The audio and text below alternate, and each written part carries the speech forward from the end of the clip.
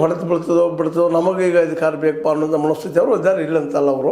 ಆದರೂ ಸಮಯಕ್ಕೆ ತಕ್ಕಂಗೆ ಹೊಂದಾಣಿಕೆ ಹಾಕೊಂಡು ಹೋಗುವಂಥ ಅನಿವಾರ್ಯತೆಯೂ ಕಾಂಗ್ರೆಸ್ಗೆ ಇದೆ ಅನ್ನೋದು ಈ ಸಂದರ್ಭದಲ್ಲಿ ಎಲ್ಲರೂ ಹರಿಸ್ಬೇಕಾಗಿದೆ. ಆ ದಿಶೆಯಲ್ಲೇ ಒಂದು ಒಳ್ಳೆಯ ಕನ್ಸ್ಟ್ರಕ್ಟಿವ್ ಆದ ವರ್ಕ್ಗಳಾಗಬೇಕು.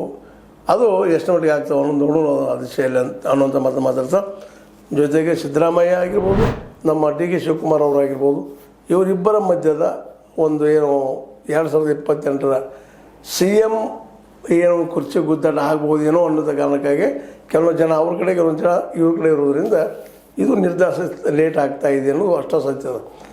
ಅದೇನೋ ಆದರೂ ಸಹಿತ ಈ ಸಂಪುಟ ವಿಸ್ತರಣೆ ಮಾತ್ರ ಆಗೋದ್ರಲ್ಲೇ ಯಾವುದೇ ಸಂದೇಹವಿಲ್ಲ. ಅದಕ್ಕೆ ಎಲ್ಲರೂ ಪ್ರಯತ್ನ ಮಾಡಿ ಈ ಸಲ ಆಗಬೇಕು ಅನ್ನುವಂಥ, ತಾವು ಸಚಿವರಾಗಬೇಕು, ಅಧಿಕಾರ ಹಿಡ್ಕೊಳ್ಬೇಕು ಅನ್ನೋಂಥ ಅನೇಕ ವಿಚಾರಗಳು ಇಲ್ಲೇ ಬರೋದನ್ನು ನಾವು ಗಮನಿಸಿದಾಗ ಈ ವಿಷಯ ಎಷ್ಟು ಮಟ್ಟಿಗೆ ಯಶಸ್ವಿ ಆದೀತು, ಯಾರು ಟಿಕೆಟ್ ಸಿಕ್ಕಿದ್ದು, ಯಾರಿಗೆ ಮಂತ್ರಿ ಸಿಕ್ಕಿದ್ದು ಅನ್ನೋ ಸಹಿತ ಇವತ್ತು ಎಲ್ಲರೂ ಕುತೂಹಲ. ಹೀಗಾಗಿ ಸಿದ್ದರಾಮಯ್ಯ ಅವರ ಫಾಲೋವರ್ಸ್ ಅವರು ಸಹಿತ ಈ ಸಲ ನಮ್ಮವ್ರು ಹೆಲ್ಪ್ ಮಾಡ್ಕೊಳ್ಬೇಕು ಅನ್ನುವಂಥ ಜಿದ್ದಾಜಿದ್ದಿಗೆ ಬಿದ್ದಿದ್ದಾರೆ. ಆದರೆ ಅವ್ರು ಅಂದ್ಕೊಂಡ್ರೆ ಸುಲಭ ಇಲ್ಲ ಅನ್ನುವಂಥ ಒಂದು ವಾತಾವರಣ ನಿರ್ಮಾಣ ಆಗ್ಯದ. ಯಾಕಂದ್ರೆ ಈ ಸಿದ್ದರಾಮಯ್ಯನವರ ಇತ್ತೀಚಿನ ಏನು ವರ್ತನೆಗಳೇನು ಅವ್ರು ಕಾಣ್ತಾ ಇದ್ದಾವೆ,